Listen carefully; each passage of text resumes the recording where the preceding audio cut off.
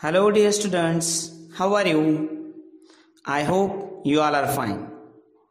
Today, we are going to learn direct and indirect speech, part 2. तर विद्यार्थी मित्रांनो, आज आपण डायरेक्ट आणि इनडायरेक्ट स्पीच मधील पुढचा दुसरा भाग आपण शिकणार आहोत. त्यात पुरुषवाचक सर्वनामे बदलण्याचे नियम. तर त्याआधी पुरुषवाचक सर्वनामे बघूयात. प्रथम पुरुषवाचक सर्वनामे आय, वी. द्वितीय पुरुषवाचक सर्वनामे यू, यू. तृतीय पुरुषवाचक सर्वनाम ही, शी, इट व दे. तर डायरेक्ट स्पीच मधून इनडायरेक्ट स्पीच करताना ही प्रथम, द्वितीय, तृतीय पुरुषवाचक सर्वनामे रिपोर्टेड स्पीच मधील कशी बदलावीत किंवा कशी बदलतात ते आपण पाहूयात. तर पहिला नियम आहे, इनडायरेक्ट स्पीच करताना रिपोर्टेड स्पीच मधील प्रथम पुरुषवाचक सर्वनामे रिपोर्टिंग व्हर्बच्या कर्त्याच्या पुरुष व लिंगानुसार बदलतात, मात्र वचन कायम राहते. नियम असा आहे विद्यार्थी मित्रांनो, डायरेक्ट स्पीच मधून आपण जेव्हा इनडायरेक्ट स्पीच करतो तेव्हा रिपोर्टेड स्पीच मधील प्रथम पुरुषवाचक जे सर्वनाम आहे ते प्रथम पुरुषवाचक सर्वनाम रिपोर्टिंग व्हर्बचा जो कर्ता असतो त्या कर्त्याच्या पुरुष व लिंगानुसार बदलते. तर आपण एक एक्झाम्पल या ठिकाणी पाहूयात. Manoj said I like reading. हे डायरेक्ट स्पीचचं वाक्य आहे. Manoj said I like reading. तर बघा विद्यार्थी मित्रांनो, याला आपण आता डायरेक्ट मधून इनडायरेक्ट करूयात. मनोज सेड, सेड ह्या रिपोर्टिंग व्हर्बला कर्म नाही म्हणून डायरेक्ट स्पीच मधून इनडायरेक्ट स्पीच करताना आपण सेडचा सेडच वापरला. मनोज सेड. दोन वाक्य जोडण्यासाठी, दोन उपवाक्य जोडण्यासाठी दॅट हे कंजक्शन आपण या ठिकाणी वापरले. Manoj sed that. आता रिपोर्टेड स्पीच मधील प्रथम पुरुषाचं सर्वनाम आय. तर हा आय हे प्रथम पुरुषाचं सर्वनाम रिपोर्टिंग व्हर्बचा कर्ता. आता या ठिकाणी रिपोर्टिंग व्हर्बचा कर्ता आहे मनोज व मनोज हा पुल्लिंगी मेल आहे म्हणून या ठिकाणी आपण ही घेऊयात. पुढे लाईकचा लाईट. रिपोर्टिंग व्हर्ब भूतकाळी असताना रिपोर्टेड स्पीच मधील क्रियापदाचा भूतकाळ करावा लागतो म्हणून लाईकचा लाईट रीडिंग. अशा पद्धतीने दुसरं वाक्य आहे, Sheetal said I like reading. तर आता या वाक्याचं आपण इनडायरेक्ट स्पीच करूयात. शीतल सेड, आधी सांगितल्याप्रमाणे सेड हे रिपोर्टिंग व्हर्बला या ठिकाणी कर्म नाही म्हणून सेडचा सेड वाक्य जोडण्यासाठी दॅट हे कंजक्शन. आता रिपोर्टेड स्पीच मधील प्रथम पुरुषाचं सर्वनाम हे रिपोर्टिंग व्हर्बच्या कर्त्याच्या पुरुष लिंगानुसार बदलते व या ठिकाणी रिपोर्टिंग व्हर्बचा कर्ता शीतल आहे व शीतल ही फिमेल स्त्रीलिंगी आहे म्हणून आपण या ठिकाणी शी वापरला. लाईकचा लाईट रीडिंग. पुढचा नियम आहे दुसरा, इनडायरेक्ट स्पीच करताना रिपोर्टेड स्पीच मधील द्वितीय पुरुषवाचक सर्वनामे रिपोर्टिंग व्हर्बच्या कर्माच्या पुरुष व लिंगानुसार बदलतात, मात्र वचन कायम राहते.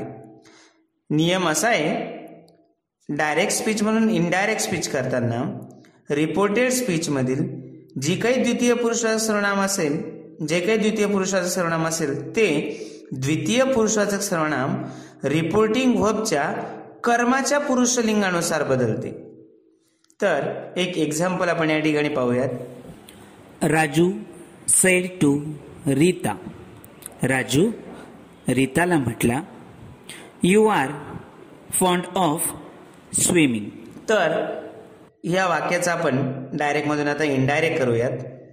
बघा, राजू या ठिकाणी रिपोर्टिंग व्हर्बला कर्म आहे. राजूने रीताला सांगितले म्हणून सेड ऐवजी आपण या ठिकाणी टोल्ड वापरूयात. जेव्हा रिपोर्टिंग व्हर्बला कर्म असेल, सेड ह्या रिपोर्टिंग व्हर्बला कर्म असेल तर डायरेक्ट स्पीच मधून इनडायरेक्ट स्पीच करताना सेड ऐवजी टोल्ड वापरतात. म्हणून राजू टोल्ड रीता. 2 वाक्य जोडण्यासाठी दॅट हे कंजक्शन. आता रिपोर्टेड स्पीच मधील द्वितीय पुरुषवाचक सर्वनाम यू व डायरेक्ट स्पीच म्हणून इनडायरेक्ट स्पीच करताना द्वितीय पुरुषवाचक सर्वनाम हे रिपोर्टिंग व्हर्बच्या कर्माच्या पुरुषलिंगानुसार बदलते. या ठिकाणी रिपोर्टिंग व्हर्बचं कर्म रीता आहे, म्हणून she are turning to was, she was fond of swimming, अशा पद्धतीने. तर आता आपण तिसरा नियम बघूयात. डायरेक्ट स्पीच म्हणून इनडायरेक्ट स्पीच करताना रिपोर्टेड स्पीच मधील तृतीय पुरुषवाचक सर्वनामे बदलत नाहीत. विद्यार्थी मित्रांनो, डायरेक्ट स्पीच म्हणून आपण इनडायरेक्ट स्पीच जेव्हा करतो तेव्हा रिपोर्टेड स्पीच मध्ये जर तृतीय पुरुषवाचक सर्वनाम असेल तर तृतीय पुरुषवाचक सर्वनाम बदलत नाही. एक एक्झाम्पल आपण या ठिकाणी पाहूयात. Gopal said he wants to be a doctor. या वाक्याचा आता इनडायरेक्ट स्पीच. गोपाल सेड 2 वाक्य जोडण्यासाठी दॅट हे कंजक्शन, 2 उपवाक्य जोडण्यासाठी दॅट हे कंजक्शन. गोपाल सेड दॅट तृतीय पुरुषवाचक सर्वनाम ही. तर डायरेक्ट स्पीच मधून इनडायरेक्ट स्पीच करताना तृतीय पुरुषवाचक सर्वनामे बदलत नाहीत, म्हणून हीचा ही. वॉन्ट्सचा wanted to be a doctor. दुसरं एक्झाम्पल आहे. Ram and Rani said they are busy now. तर राम अँड डायरेक्ट स्पीच म्हणून इनडायरेक्ट स्पीच करूयात. राम अँड राणी सेड 2 उपवाक्य जोडण्याचे दॅट हे कंजक्शन. दॅट तृतीय पुरुषाचे सर्वनाम बदलत नाहीत, म्हणून देचा दे, आरचा वेअर, बिझी व नावचा देन. डायरेक्ट स्पीच म्हणून इनडायरेक्ट स्पीच करताना आपण या ठिकाणी हे वाक्य पाहिलं. Ram and Rani said that they were busy then, नावचा देन, अशा पद्धतीने. तर विद्यार्थी मित्रांनो, आपण आता कालवाचक व स्थलवाचक क्रियाविशेषण अव्ययांची इनडायरेक्ट स्पीच करताना बदलणारी रूपे जी आहेत ती पाहूयात. आता इनडायरेक्ट स्पीच मधील रूप कालवाचक व स्थलवाचक क्रियाविशेषण अव्यय जी आहेत त्यांची इनडायरेक्ट स्पीच करताना बदलणारी जी रूपे आहेत ती आपण पाहूयात. त्याच्यात डायरेक्ट स्पीच मधील रूप व इनडायरेक्ट स्पीच मधील रूप. डायरेक्ट स्पीच मध्ये जर धीस असेल तर इनडायरेक्ट स्पीच करताना त्याचा दॅट होतो. दीज असेल तर दोज होतो. हिअर असेल तर देअर होतो. नाऊ असेल तर देन होतो. जस्ट असेल तरी पण देन. Ago before.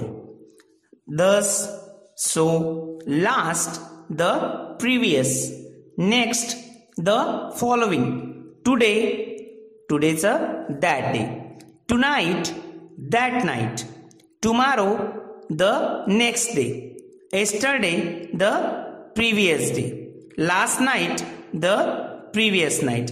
तर विद्यार्थी मित्रांनो, कालवाचक व स्थलवाचक क्रियाविशेषण अव्यय जी आहेत ती इनडायरेक्ट स्पीच मध्ये अशा पद्धतीने बदलतात. पुढे इनडायरेक्ट स्पीच करताना वाक्याचे प्रकार व कंजक्शन यांचा संबंध दर्शविणारा तक्ता आपण या ठिकाणी घेतला आहे, तो आपण थोडक्यात पाहूयात. बघा विद्यार्थी मित्रांनो, वाक्याच्या प्रकारानुसार डायरेक्ट स्पीच म्हणून इनडायरेक्ट स्पीच करताना आपण कुठलं कंजक्शन वापरलं पाहिजे ते आपण पाहूयात. एका बाजूला वाक्याचे प्रकार आहेत व दुसऱ्या बाजूला कंजक्शन्स आहेत. पहिला वाक्याचा प्रकार विधानार्थी वाक्य.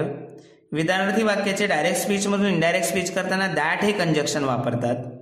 प्रश्नार्थक वाक्य. प्रश्नार्थक वाक्यात प्रश्नार्थक सर्वनामे, प्रश्नार्थक क्रियाविशेषणे व जर व्हर्बल क्वेश्चन असेल तर व्हर्बल क्वेश्चन साठी इफ किंवा वेदरचा वापर कंजक्शन म्हणून करतात. अज्ञार्थी वाक्य असेल तर अज्ञार्थी वाक्यात टू हा होकारार्थी वाक्यासाठी कंजक्शन म्हणून वापरतात व नॉट टू नकारार्थी वाक्यासाठी इन्फिनिटिव्ह वापरून कंजक्शन म्हणून वापरतात. 4. उद्गारवाचक वाक्य. उद्गारवाचक वाक्याचे डायरेक्ट स्पीच मधून इनडायरेक्ट स्पीच करताना दॅट हे कंजक्शन वापरतात. त्यानंतर इनडायरेक्ट स्पीच करताना वाक्याचे प्रकार व रिपोर्टिंग वर्ब यांचा संबंध दर्शविणारा तक्ता तो आपण पाहूयात. एका बाजूला वाक्याचे प्रकार आहेत व दुसऱ्या बाजूला रिपोर्टिंग वर्ब आहे. रिपोर्टिंग वर्ब्स भूतकाळात वाक्याच्या प्रकारानुसार डायरेक्ट स्पीच मधून इनडायरेक्ट स्पीच करताना भूतकाळात आपण कुठलं रिपोर्टिंग वर्ब वापरतो किंवा कुठलं रिपोर्टिंग वर्ब आपण वाक्याच्या प्रकारानुसार वापरलं पाहिजे ते आपण पाहूयात. बघा, पहिला वाक्याचा प्रकार आहे विधानार्थी वाक्य. विधानार्थी वाक्यात सेड किंवा टोल्ड हे रिपोर्टिंग वर्ब वापरतात. प्रश्नार्थक वाक्य असेल, प्रश्नार्थक वाक्यात आस्क किंवा इन्क्वायर्ड ऑफचा वापर रिपोर्टिंग वर्ब म्हणून करतात. अज्ञार्थी वाक्यात रिक्वेस्टेड, ऑर्डर्ड, ॲडवाइज्ड, आस्क्ड, अर्ज्ड इत्यादी. उद्गारवाचक वाक्यात रिपोर्टिंग वर्ब म्हणून एक्सक्लेमचा वापर करतात. इच्छादर्शक वाक्य असेल तर इच्छादर्शक वाक्यात विश्ड, प्रेड यांचा वापर रिपोर्टिंग वर्ब म्हणून करतात. तर विद्यार्थी मित्रांनो, अशा पद्धतीने आपण पुरुषवाचक सर्वनामे बदलण्याचे नियम पाहिलेत. कालवाचक व स्थलवाचक क्रियाविशेषण अव्ययांची इनडायरेक्ट स्पीच करताना बदलणारी रूपे आपण या ठिकाणी पाहिलीत. इनडायरेक्ट स्पीच करताना वाक्यांचे प्रकार व कंजक्शन यांचा संबंध आपण पाहिला. वाक्याच्या प्रकारानुसार कुठलं कंजक्शन आपण वापरलं पाहिजे ते पण आपण या ठिकाणी अभ्यासलं. त्यानंतर वाक्यांचे प्रकार व रिपोर्टिंग वर्ब्स, कुठल्या वाक्याच्या प्रकारात कुठलं रिपोर्टिंग वर्ब डायरेक्ट स्पीच मधून इनडायरेक्ट स्पीच करताना वापरतात भूतकाळात ते आपण या ठिकाणी अभ्यासलं. थँक्स विद्यार्थी मित्रांनो.